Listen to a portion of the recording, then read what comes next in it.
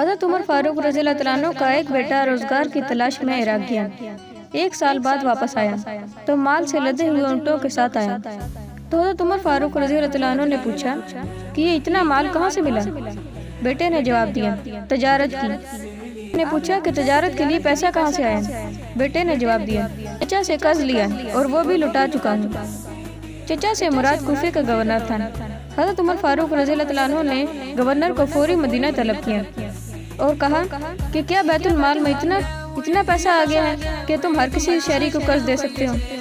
Governor نے کہا، نہیں ایسا تو نہیں۔ حضرت عمر فاروق رضی اللہ عنہ نے فرمایا کہ تم نے میرے بیٹے کو قرض کیوں دیا؟ کیونکہ وہ میرا بیٹا ہے نا۔ میں تمہیں معزول کرتا ہوں کیونکہ تم ایمانداری کے لائق نہیں ہو۔ پھر آپ نے اپنے بیٹے کو حکم دیا کہ سارا مال بیت المال میں جمع کرا دو، اس پر تمہارا کوئی حق نہیں ہے۔